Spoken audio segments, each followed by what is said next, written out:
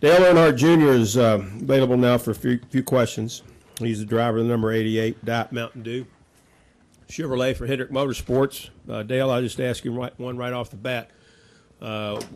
What's it going to take for you to try to get in victory lane tomorrow here at Talladega?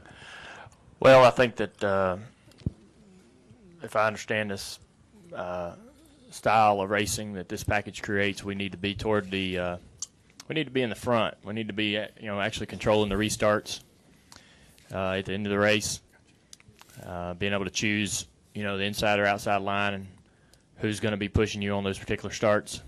That guy there is going to be the one in the in control of the race, and with this particular package, the leader is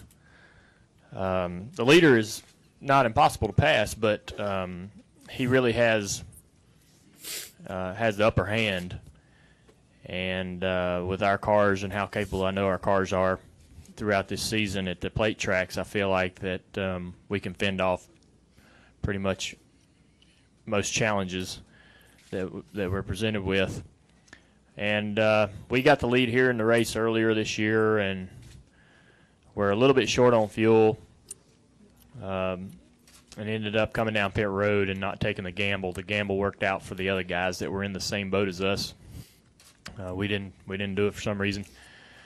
But when we were up there leading, I felt like I had control of the race, and felt like that guys were making some runs and trying to make passes, and we were just able to really fend them off relatively easily. So we need to try to run the race kind of like we run the repaves or the road courses and run the race backwards.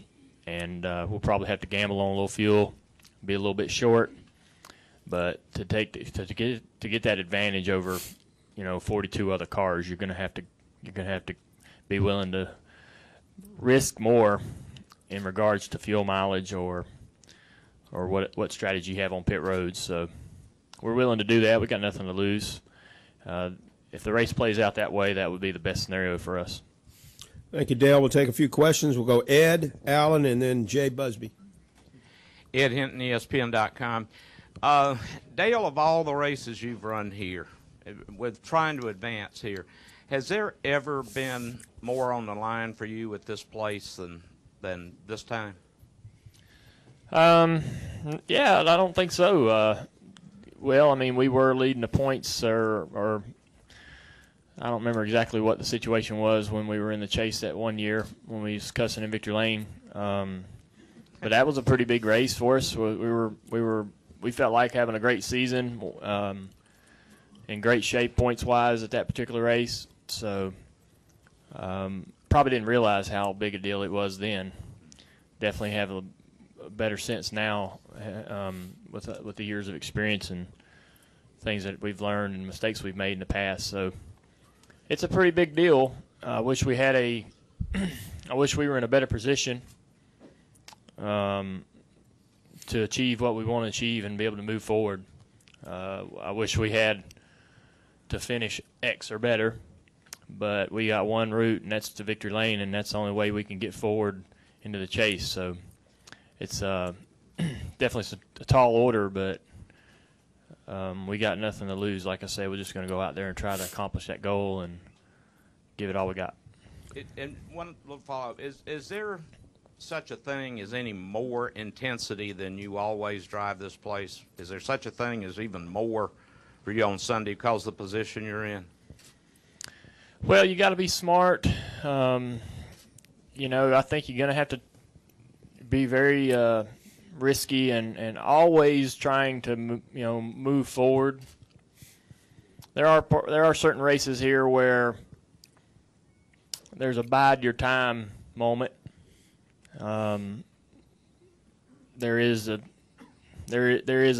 time where there's a part of the race where any move is unnecessary, and you're calculating how necessary each move is every lap you run. But I think you'll have to run I'm going to have to run a good enough race to try to win. But at the same time,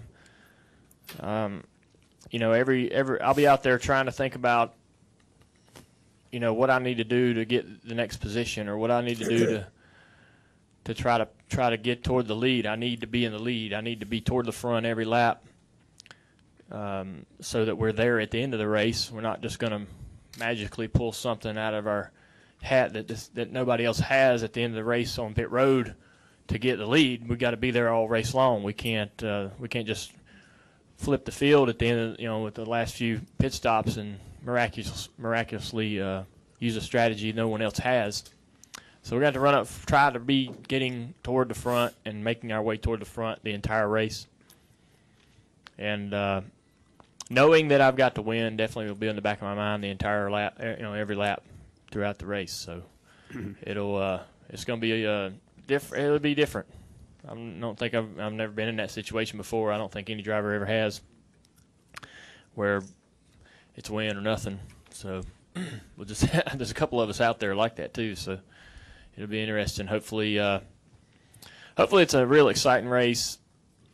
I hope that everybody walks away satisfied when it comes to the fans and the media. But we know what we need to do, and we're just going to work hard every lap to try to do it.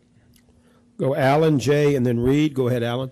Alan Cavana, NASCAR.com. Dale, when you think about what you have to do tomorrow, do you think more about the races you won and how you did it, or the races you lost and why you lost them? Not really either one. These races are like snowflakes, at this place. They all play out differently, and the person that the people and the players up front are a little bit different every time, and the style, the way what happens and how you how you get to the front and who you're working with is never the same, and so there's just so many variables. I think that the strategy that I talked about on pit road is important. If we can have that as a tool and utilize that properly, that really makes the job a lot easier. Typically, one thing that I may look back on is seeing what strategy other guys did to stay up front, the guys that did end up running well in these races since we've changed the package. And typically when you look at the race, the same guys are usually up front the entire race. And, it's really difficult to infiltrate that top five with this package. You'll see the bottom, so you take the top five guys and they get up into the top five, right? And they're pretty content for that particular part of the race. Maybe it's 100 miles in, 50 miles in, 75 miles in. Those five guys are real happy with where they're at. They get on the bottom lane, and that outside lane forms up and tries to get up there and become part of that. And they get about to third place, and they sort of get hung right there. And they sit there and sort of fight all day long right there around that third place car. And every once in a while it'll shove forward. Outside line will take the lead. But, for the most part, everyone else is sort of sitting there in line wanting to be up there. And, there's really no easy answer to get there. You have to do it on pit road. Restarts, maybe you can steal a bunch of spots on restarts while everybody's trying to get organized. But once they do organize, it's very, very difficult to move forward if you're not already there. So we've got to do some things on pit road and try to do everything we can as far as making great choices on restarts. And it's really a lot of times it's just luck. But you got to be mentally positive about decisions you're making, and typically they work out. We'll go Jay, Reed, and then Marty. Jay Busby, Yahoo Sports. Dale, over this direction here, what are you going to be doing to mentally prepare yourself over the next 24 hours, mentally and physically prepare yourself outside of the car? Nothing. I've done it I've been racing here a long time. I got it. Just got to get my suit on and get in the car. Ain't much to it, man. You just get in there and do it. I just don't need to eat any bad fish, and don't need a bunch of junk food. Put good stuff in your body you can burn, and drink a lot of water, hydrate. But there's really, physically it's very simple to race here. When you end the race, you don't feel really any physical drain or anything like that. Mentally, it's pretty tough. But I don't know that we do mental exercises or anything to really prepare yourself. But I'm just I'm looking forward to it. I'm actually ready to I'm ready to race and looking forward to the race to begin. Have some fun. And I like the challenge. I feel like this sense of this bit of fortunate, this little bit of luck and fortune to still have a shot. After how bad we've ran the last 2 weeks and the troubles we've had, to even have an opportunity is pretty neat, and on one side of the coin. So I'm looking at it in a bit of a more positive manner than we're in panic mode. We've got to go crazy here. We just we got a shot, and we know what we need to do, and doing it's another thing, obviously, but we're going to go out there and try to put our best foot forward all day long. Let's go to Reed. Excuse me, we'll go to Reed, Bob, and then Marty. Go ahead. Reed Spencer with NASCAR Wire Service. Dale, another unique aspect of this playoff system is that if you win the race, chances are you knock a teammate out. Has that had any effect at all on the dynamic within the organization at all? No, it never does, really. We all sort of just race our own races, run our own seasons, and I would never expect any of my teammates to do anything differently. They're supposed to go out there and run as good as they possibly can run, finish as well as they can possibly finish every week. I've been in situations in years past with Michael in particular at racetracks where we're working together and it's 5 laps to go, and I'm driving the Bud car and the Miller car is behind me. If I pull out, he's not going to go with me. I want to, do I help my teammate? I've been in those situations before, and there's really no other answer than, all you have to do really in that situation is think about the team on pit road, all the guys that are working in that shop and the fabricators that work on your car individually that are at home watching, and they want you to win.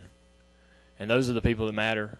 So you got to go and try to do whatever you need to do. And that particular night I pulled out and Rusty didn't go, and we went to 6th. And I think Michael won.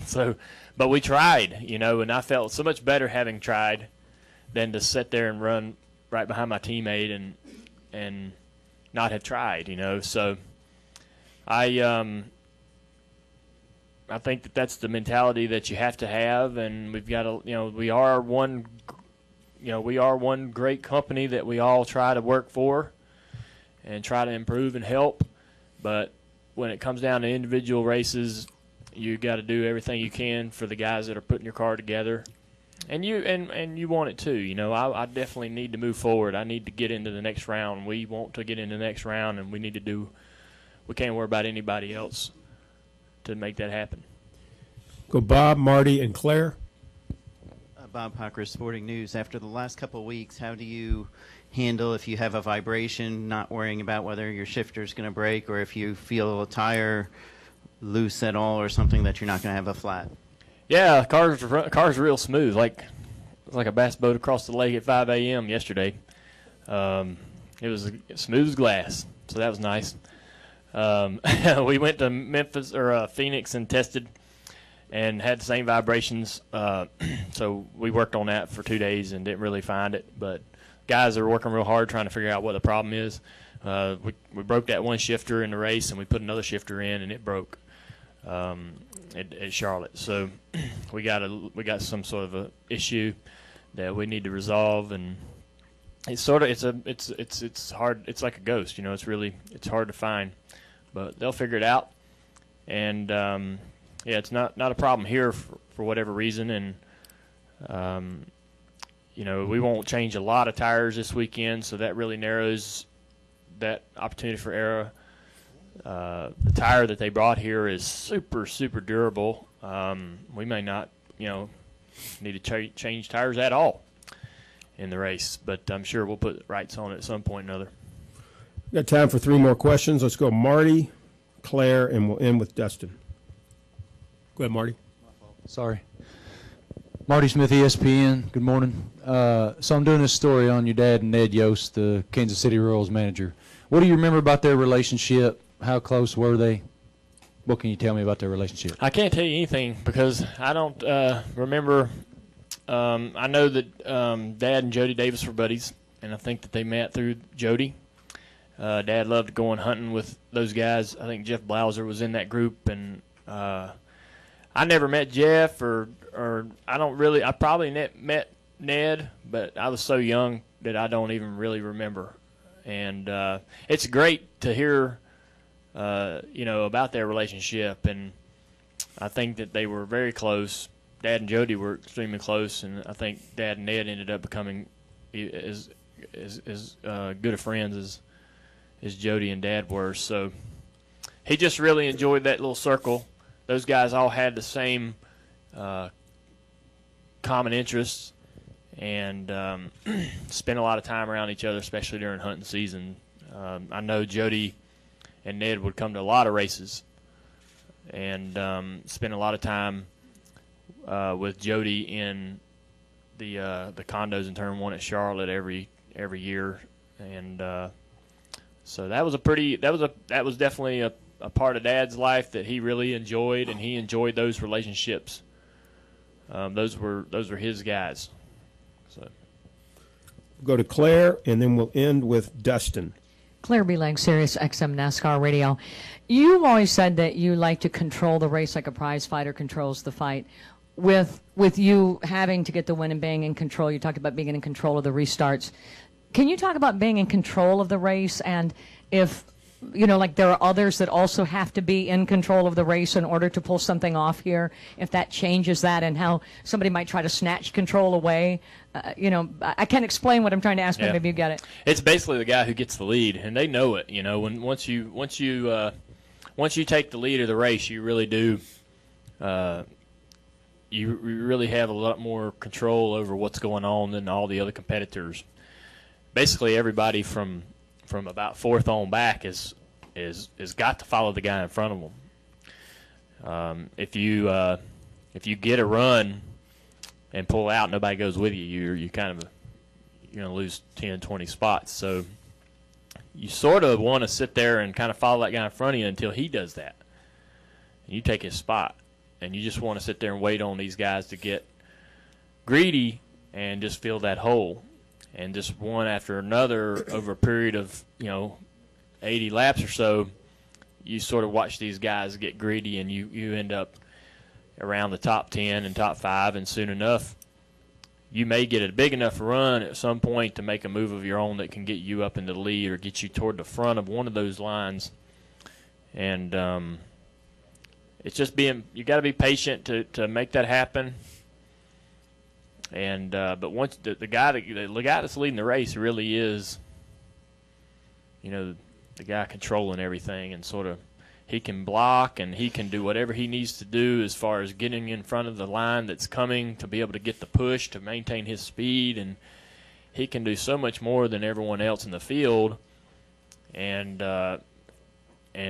that's just the best place to be. And if you got a good car, good speed, like I know we do, we can fend off any kind of challenge a guy gets on your quarter panel or something. If that outside line comes and you don't defend it well enough, we've got a strong enough car that's going to be real hard to push all the way by. The side draft here with these new bodies on these cars is really strong, so you can just really sit there and kind of hold a guy at bay.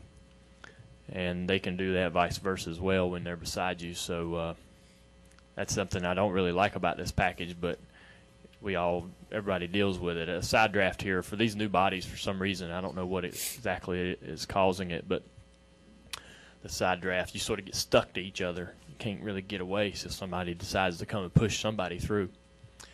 But you can get these monster runs, and man, that somebody can just grab you and stop you right at your quarter panel. But you kind of got to know what you're doing and understand that's a possibility, and try to make those passes. Final question, Dustin. Destin Long, MRN.com. Dale, with what's on the line for some of you guys, and obviously just being Talladega, an opportunity for guys to win, and the challenge of getting up to the front, what kind of a race do you expect tomorrow? How do you expect the aggression level to kind of build, and do you suspect it will build earlier than in past races? That's a good question, and I think that due to a few of us needing to win and win only, that you're going to see a handful of guys who are eager to be doing something and active and proactive toward moving the front the entire race, and that just might be enough to pull along another handful of guys to get in the middle of that and move forward as well. So I think that judging by what we saw at Charlotte at the end of the race and the motion that we saw there, you're definitely going to have that inside all these race cars, or at least several of them. Several of these race cars are going to have guys inside there driving, thinking about the situation and understanding how dire and critical things are, and probably that's going to trigger guys to be making moves and trigger guys to do things a little bit more with more urgency than you typically would at one of these races. So I expect to maybe see where we've seen the field sort of line up and run the top and knock off 150 miles just to get it out of the way. You might not see that so much. I hope that there's fireworks on the racetrack and it's good fireworks. I hope that I thought that everything that happened last week was built great storylines and drew a lot of awareness to the sport. And this chase thing seems to be working as designed as far as drawing a lot of interest. What we would love to see is an exciting race with an awesome finish and something that I want people talking about how awesome and great the racing was out there on Sunday, regardless of what happens.